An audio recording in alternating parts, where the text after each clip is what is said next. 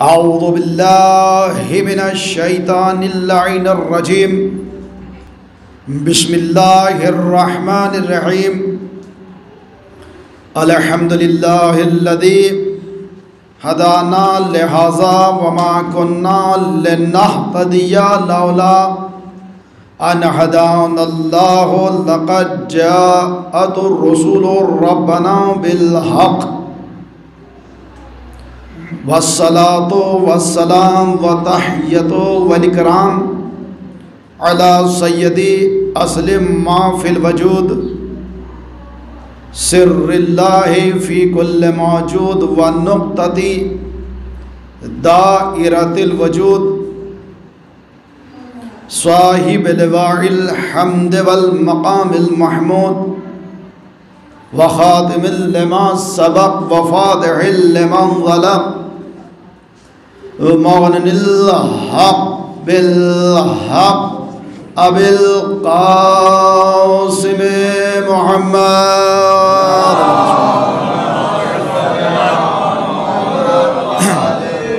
وآلہ الطیبین الطاہرین المعصومین ولعنۃ اللہ علی اعدائہم اجمعین من یومنا ھذا الی یوم الدین اما بعد فقط قال اللہ تبارک و تعالی فی قرآن الحکیم وقولہ الحق بسم اللہ الرحمن الرحیم الرحمن علم القرآن خلق الانسان علمہ البیان صلوات پر محمد وعلی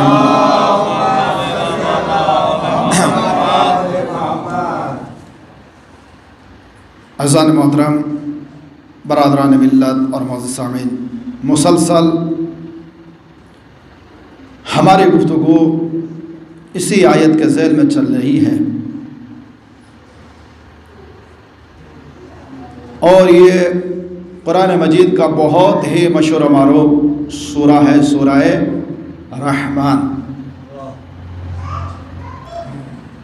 سورہ رحمان وہ سورہ ہے کہ جس نے اللہ نے اپنے بندوں کو بار بار مخاطب کیا ہے، بار بار مخاطب کیا ہے، اور کس انداز سے مخاطب کیا؟ فَبَيِّ آلَائِ رَبِّكُمَا تُكَذِّبَانِ، کہ تم اپنے پروردگار کی کون کون سی نعمتوں کو جھٹلاؤ گے۔ اللہ نے بار بار اسی کی تکرار کیوں کی ہے؟ دیکھیے، اللہ نے کسی سورہ میں اتنی تکرار نہیں کی ہے جتنی سورہ رحمان میں کی ہے۔ اور سورہ رحمان میں کیوں تکرار کی ہے؟ کہ انسان کا جب کام نہ چلتا ہو اور وہ بے روزگار ہو تو وہ سورہ رحمان کی تلاوت کرے۔ جب وہ زیادہ سے زیادہ سورہ رحمان کی تلاوت کرے گا تو پروردگار عالم اس کے رزق کو کشادہ کر دے گا، اس کی دولت کو زیادہ کر دے گا۔ اللہ نے یہ بتائیے کہ بار بار اس میں کیوں کہا کہ کن کن نعمتوں کو جھٹلاؤ گے؟ جملہ دیکھیے، ابتدا ہی میں جملہ دے دوں، کیونکہ یہ سورہ رحمان میں پنجتن پاک علیہ السلام کا تذکرہ کیا گیا۔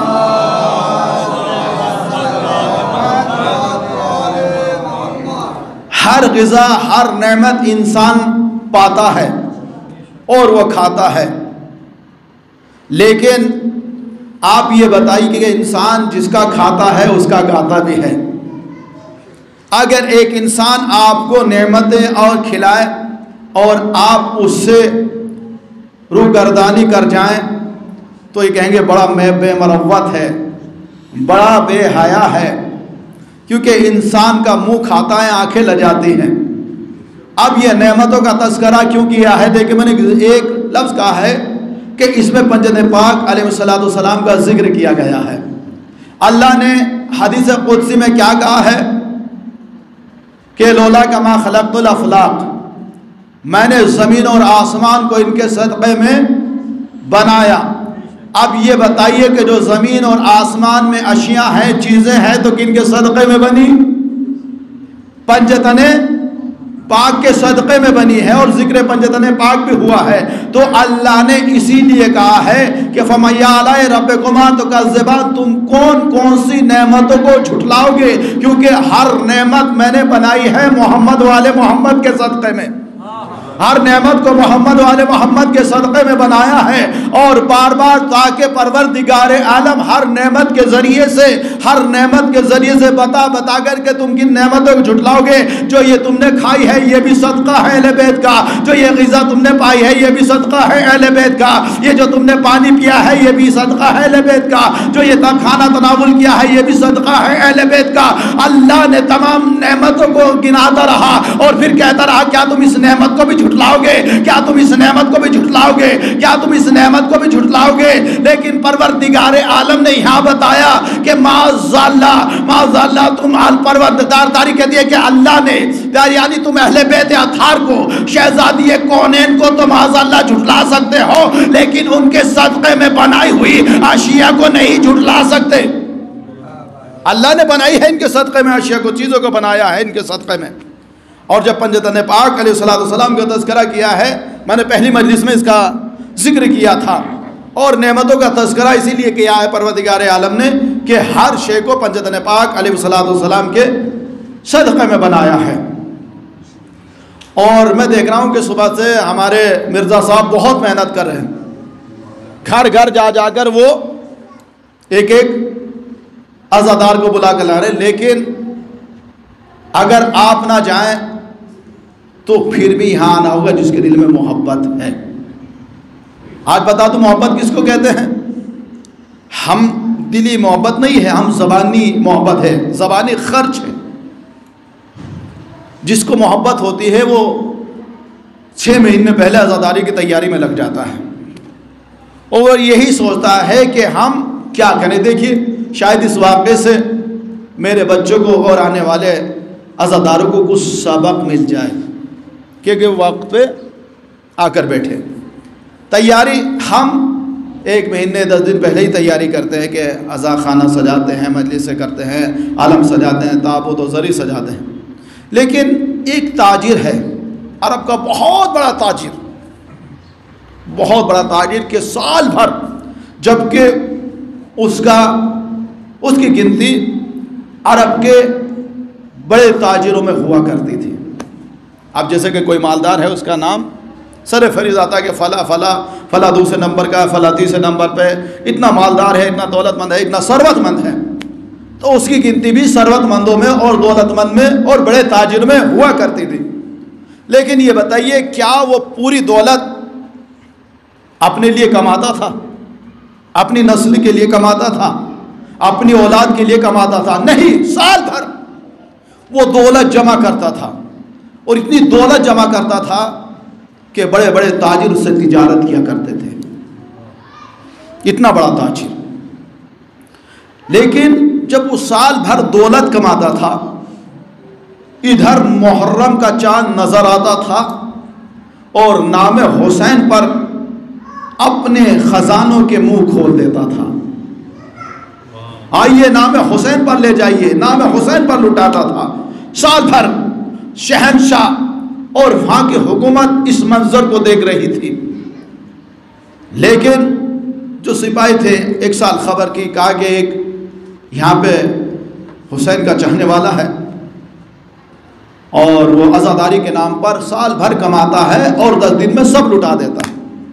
ابھی بتائیے سال بھر کی محنت، اتنا بڑا تاجر، جب اس سے سوال کیا جاتا تھا کہ تم نے سال بھر اتنی دولت کمائی ہے، اتنا سرمایہ جمع کیا، اتنا مال و زر جمع کیا ہے، اور تو 10 دن میں سب لٹا دیتا ہے؟ کہا کہ جو دیتا ہے اسی کے نام پہ تو لٹاتا ہوں، جس نے یہ مال و زر مجھے دیا ہے اسی کے نام پہ تو میں اس مال و زر کو لٹاتا ہوں، اسی کے نام پہ میں خرچ کرتا ہوں، کیونکہ میری حیثیت اور میری اوقات نہیں ہے کہ میں اتنا مال اکٹھا کر سکوں، کیونکہ اگر اکٹھا کرتا ہوں تو اس کو بھی اپنے امام کی ضمانت میں دے دیتا ہوں، اور مجھے کبھی تجارت میں گھاٹا نہیں ہوا ہے، ہر سال میری تجارت بڑھتی جاتی۔ وہ نام حسین پر خرچ کرتا تھا۔ اب یہ بتائیے کہ جب دولت بڑھتی جا رہی تھی تو کتنا خرچ کرتا ہوگا؟ ہر آنے والے کے لیے میرے مولا کے نام پر جو چاہیے لے جائیں، دولت لے جائیں۔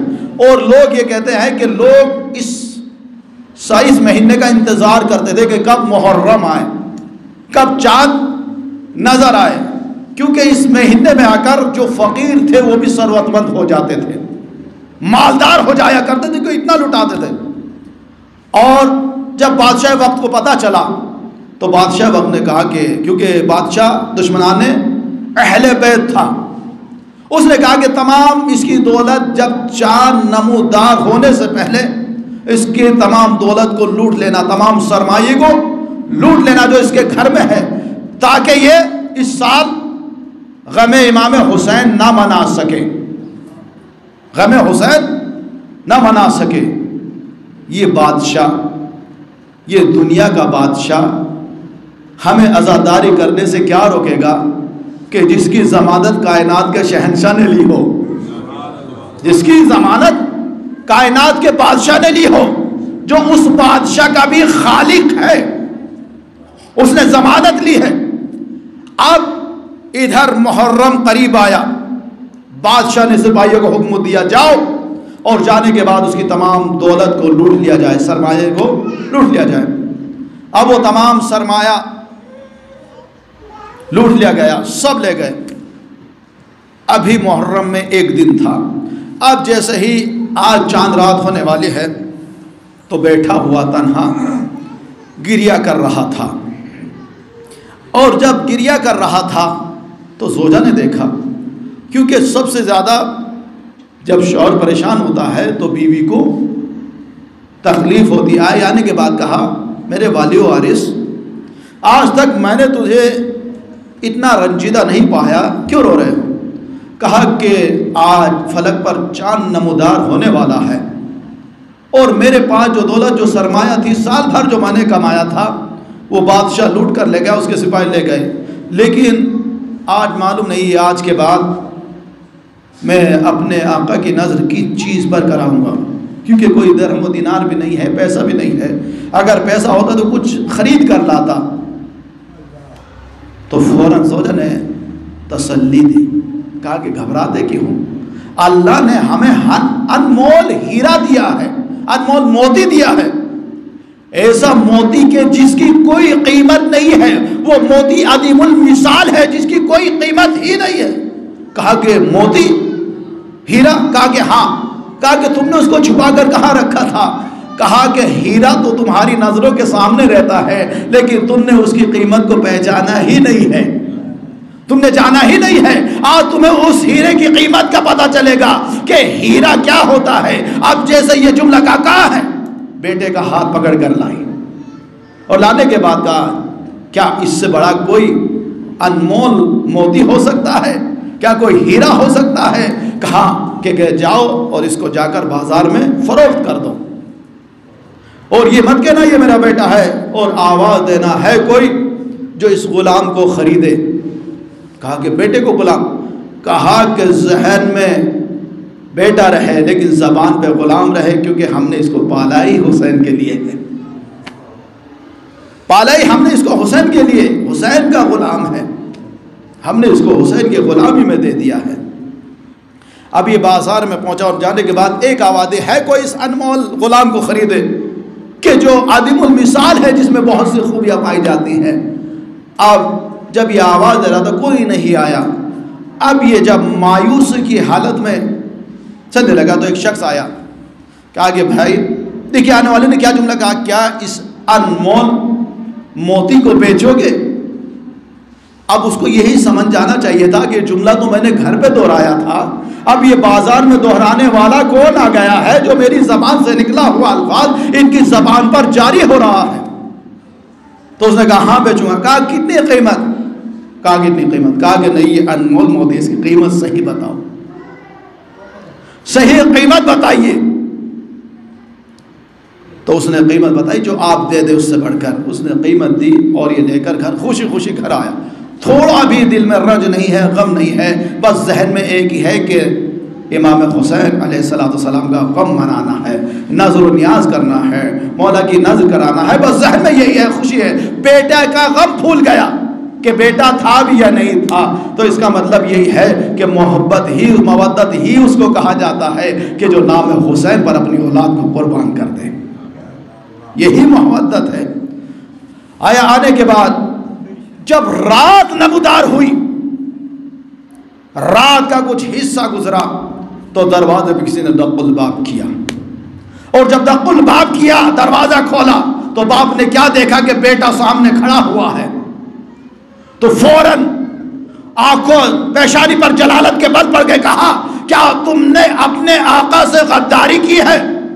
تو بچے نے چھوٹے چھوٹے ہاتھوں کو جوڑ کر کہا نہیں بابا، میں نے کوئی غداری نہیں کی، جس کو آپ نے بیچا تھا وہ میرا مالک اتنا اچھا تھا، اتنا اچھا جب مجھے آپ کی یاد آنے لگی، کیونکہ آپ کو معلوم ہے کہ جب میں رات میں سوتا تھا تو ماں کے پہلو میں سوتا تھا، لیکن میں نہیں سو پایا، میں کروٹیں بدل رہا تھا، لیکن میرے مالک نے مجھے دیکھا کہ میں کروٹیں بدل رہا ہوں، میرا مالک میرے قریب آیا، میرے سر پہ دست شفقت رکھنے کے بعد کہا بیٹا کیوں پریشان ہو؟ تو میں نے ایک جملہ کہا کہ مجھے میری ماں کی یاد ستا رہی ہے، مجھے ماں کی یاد آ رہی ہے۔ بس جیسے اتنا جملہ کہا کہ گھبرا نہیں، ہم تمہیں تمہارے گھر پہنچا دیں گے۔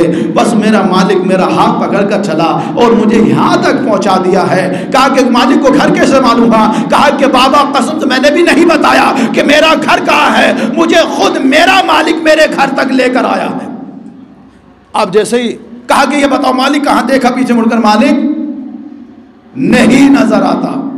کہا کہ نہیں، جیسے صبح نمودار ہوگی میں تمہیں اسی بازار میں لے کر جاؤں گا، اور وہ مالک تلاش کرتا ہوا پھر اسی بازار میں آئے گا۔ لیکن جیسے ہی رات ہوئی کہا کہ آپ تو بستر پر لیٹ جاؤ۔ اب ماں کے پہلو میں بڑے سکون سے یہ بچہ سویا، لیکن جیسے ہی یہ شخص سویا، یہ تاجر سویا، تو رات میں کیا دیکھتا ہے، رات کو خواب میں کیا دیکھتا ہے کہ ایک شخص آتا ہے۔ آنے کے بعد کہا کہ اس بچے کی دیانت داری پہ شک مت کرنا، اس بچے نے جو کہا ہے وہ سچ ہے، یہ خود نہیں آیا ہے بلکہ اس کو اس کا آقا چھوڑ کر گیا ہے۔ کہا کہ کون؟ کہا کہ تم نہیں جانتے ہو، یہ بتائیے کیا تم نے اس حسین کو دیکھا بھی ہے کہ جس کی محبت میں تو نے اس کو فروخت کیا ہے؟ کہا کہ میں نے کبھی اپنے آقا کو نہیں دیکھا ہے، کبھی نظروں سے نہیں دیکھا ہے، لیکن میرے دل میں میرے آقا کی اتنی اس قدر محبت ہے کہ میرے لیے میری نظروں میں میری اولاد کی اوقات بھی کچھ نہیں ہے۔ بس یہ کہا، فوراً کہا کہ اے شخص یہ بتا محبت کا کیا تقاضا ہے، محبت کا تقاضا کیا ہے؟ محبت کا تقاضا یہ ہونا صلی اللہ پر محمد وعلی محمد وعلی، یہ تقاضا ہونا چاہیے کہ اگر آپ محبت کرتے ہیں تو دوسرا سامنے والا بھی محبت کرے۔ اور کہا کہ میں نے آپ کو پہچانا نہیں۔ فوراً کہا کہ جس کے نام پر تو نے اس کو فروخت کیا ہے، جس کی محبت میں اس کو بیچا ہے، میں وہی حسین ہوں، میں وہی حسین ہوں۔ قدموں میں گر گیا، مولا میں نے آپ کو نہیں پہچانا۔ کہا کہ یہ تو محبت کا تقاضا نہیں ہے کہ آپ مجھ سے محبت کریں اور میں تجھ سے محبت نہ کروں۔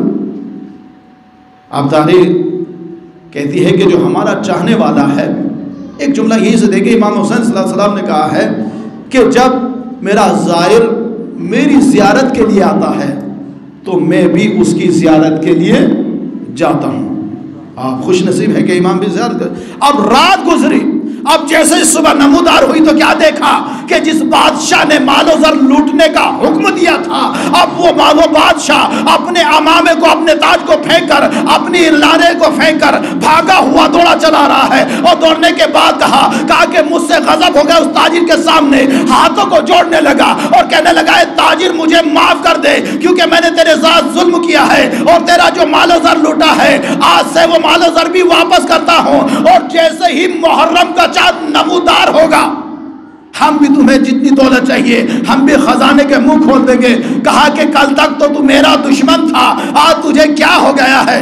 کہا کہ تجھے معلوم نہیں ہے، ہم دن میں تیرا مال و زر لوٹ کر لے گئے، لیکن رات میں کیا دیکھا کہ جناب رسول خدا ہیں اور جناب علی مرتضیٰ ہیں، فاطمہ زہرا ہیں، حسن مصطفیٰ ہیں کھڑے ہوئے ہیں، اور جناب فاطمہ زہرا نے ایک جملہ کہا کہ یہ بتا کہ میرے حسین کے محب نے تیرا بگاڑا کیا تھا کہ جو تو اس کا مال و زر لوٹ لایا؟ وزادارو جیسے یہ کہا کہ اگر صبح تک تو نے اس کا مال و زر نہیں پہنچایا تو نہ یہ تیرا محل رہے گا، نہ تیری شہنشاہیت رہے گی، نہ یہ تیری بادشاہیت رہے گی۔ اگر تو نے صبح ہی یہ اس مال و زر کو واپس نہیں کیا ہے تو محل زمین مر غرق ہو جائے گا۔ کہا کہ اس طریقے سے آئے تھے اور مجھے ڈر لگتا ہے کہ یہ عذاب مجھ پر نہ آ جائے۔ دیکھیے اگر ہم محبت کرتے ہیں امام سے تو امام بھی ہم سے محبت کرتے ہیں، شہزادے بھی ہم سے محبت کرتی ہے، اور جب ہم محبت کرتے ہیں مسئلہ دارو منزل کو قریب کر رہا ہوں، کیونکہ اگر ہم محبت کرتے ہیں تو چاہنے والے کیسے ہوتے ہیں؟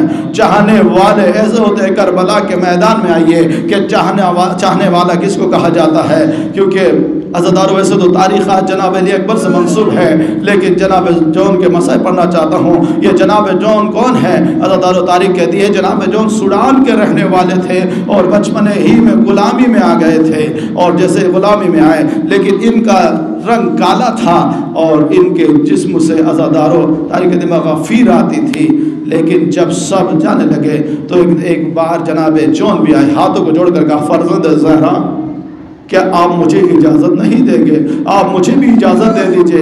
امام نے کہا کہ تم میرے نانا کی نشانی ہو، کیونکہ نانا سے لے کر آج تک تم ہمارے ساتھ ساتھ ہو، تم ہمارے وفادار ہو، ابھی ہم تمہیں اجازت نہیں دے سکتے۔ بس جیسے یہ جملہ کہا تو فوراً جناب جون نے کہا کہ مولا مجھے سمجھ میں آ گیا، آپ مجھے اس لیے اجازت نہیں دینا چاہتے کہ میرا رنگ سیاہ ہے اور میرے جسم سے مغفیر آتی ہے۔ بس جیسے یہ جملہ کہا امام نے فرزند زہرا نے فوراً جون کو اپنے سینے سے لگا لیا۔ جون ایسا نہ کہو، اس لیے کہ اگر ہم یہ چاہتے تو کبھی سے آپ کو الگ کر دیتے، نہیں جو تم ہمارے دل کے قریب ہو، اور جو ہم بتاتے ہیں تم اس طریقے سے چمکو گے، روز محشر جب آؤ گے تو تمہارے چہرے سے ایسا نور ساطع ہوگا کہ اہل محشر سوال کریں گے، کہا کہ یہ کون آ رہا ہے، یہ کون آ رہا ہے؟ تو آواز ہاتف آئے گی، کہا کہ یہ غلام امام حسین جون چلا رہا ہے۔ عزادارو یہ جون ہے۔ ایک بار اجازت ملی، اور اجازت ملنے کے بعد تاریخ کہتی ہے کہ جناب جون جنگ کرتے جاتے تھے۔ ایک بار جناب جون نے جنگ کی، اور جنگ کرتے کرتے عزادارو جیسے ہی زید سے زمین پر آئے تو ایک بار جناب جون نے آواز دی یا قادرکنی، عزادارو امام حسین پہنچے، جیسے ہی زید سے زمین پر آئے ایک بار تاریخ کہتی ہے کہ جناب جون نے جیسے ہی گرمی کو محسوس کیا، اور گرمی کو محسوس کرنا تھا، جناب جون نے جیسے ہی آنکھوں کو کھول کر دیکھا تو کیا دیکھا کہ فرزند زہرا امام حسین علیہ السلام اپنے رخسار کو جون کے رخسار پر رکھے ہوئے ہیں۔ عزادارو جناب جون طرف گئے، فرزند زہرا زہرا جب آپ زین سے زمین پر آئیں گے عزادارو اس وقت آپ کے رخسار پہ رخسار کون رکھے گا؟ آواز دیے جون فکر نہ کرو، میری ماں فاطمہ میرے ساتھ ساتھ ہے۔ عزادارو یہ منزل گزرتی ہے۔ عزادارو ایک روایت پڑھ کر جناب علی اکبر کے حوالے سے بھی اس منزل کو تمام کرتا ہوں۔ عزادارو زبر اور زائرین ہر سال حج کے لیے کربلا جاتے تھے، لیکن امام حسین میں مجلس برپا کرتے تھے، لیکن بس عزادارو روایت پڑھ کر منزل کو قریب کر رہا ہوں۔ اب جیسے ہی مسائل پڑھتے تھے تو ایک بار جب ذاکر نے مسائل پڑھے تو مسائل پڑھتے پڑھتے تو تمام زوار کہتے ہیں کہ روزہ امام حسین کو زلزلہ آنے لگا، ہلنے لگا۔ عزادارو روتے روتے تمام زوار اپنے گھر کو پہنچے، اور جب گھر پہنچتے ہیں نا عزادارو سب بستر پر جا کر سو گئے۔ سب نے رات میں ایک خواب دیکھا کہ امام حسین علیہ السلام آئے ہیں، اور آنے کے بعد کہا کہ زواروں میں منع نہیں کرتا کہ علی اکبر کے مصائب نہ پڑھنا، لیکن یاد رہے شب جمعہ کبھی بھی میرے مزار میں علی اکبر کے مصائب نہ پڑھنا، میرے حرم میں علی اکبر کے مصائب نہ پڑھنا۔ کہا کیوں آقا؟ کہا کہ تم تو پڑھ کر گزر گئے، لیکن رات میری ماں فاطمہ شب جمعہ میرے مزار پر آتی ہے۔ عزادارو آپ بھی زیارت کے لیے جاتے ہیں نا، تو جناب فاطمہ زہرا بھی حسین کی زیارت کے لیے آتی ہے۔ کہا کہ رات میری ماں فاطمہ آئی تھی، اور آنے کے بعد کہا تھا بیٹا حسین اپنے زواروں سے کہہ دینا کہ میرے حرم میں علی اکبر کے مصائب نہ پڑھنا، اس لیے وہ علی اکبر کے مصائب پڑھ کر گزر گئے۔ جب وہ علی اکبر کے مصائب پڑھتے ہیں تو میرا کلیجہ میرے منہ کو آ جاتا ہے۔ اے میرے زوارو، علی اکبر کے مصائب پڑھنا لیکن شب جمعہ نہ پڑھنا، میری میری ماں بے ہوش ہے، ابھی تک ہوش میں نہیں آئی۔ سیعلم الذین ظلموا أَيَّ منقلب انا للہ وإنا الیہ راجعون، رضا بقضائہ وتسلیما لأمرہ۔ معبود یہ واسطہ ہے ہماری اس مختصر سے عبادت کا، معبود ہماری اس مختصر سے عبادت کا قبول فرما۔ پروردگار عالم ہمارے آنسو کو رمال زہرہ میں جگہ عنایت فرما۔ معبود ہمارے نوازوں پر رحمت نازل فرما۔ پروردگار عالم تجھے واسطہ بھی بیماری کا جو بیمار ہے ان کو صحت کاملہ عاجل عطا فرما۔ معبود تجھے واسطہ ہے جناب علی اصغر کی کم سینے کا ایک بچہ بیمار ہے، جناب علی اصغر کی کم سینے کے صدقے میں اس کو صحت کاملہ عاجل عطا فرما۔ معبود تجھے واسطہ ہے جناب مسلم علیہ السلام کے قرض کا جو مقروض ہے ان کے قرض کو غیب سے عطا فرما۔ معبود پرچم اسلام کو سربلندی عطا فرما، پرچم کفر و نفاق کو سر نگو فرما۔ معبود جہاں جہاں شیعان حیدر کرار ان کی جان و مال اور ناموس کی حفاظت فرما۔ معبود تیری بارگاہ میں بالخصوص یہ دعا ہے کہ دنیا ظلم و جور سے بھر چکی ہے اور ظلم و حد سے بڑھ چکا ہے۔ اب منتخب امام حسین امام الزمان علیہ السلام کے ظہر میں تعجیل فرما اور ہمیں ان کے اول انصار میں قرار دے۔ ماتم حسین۔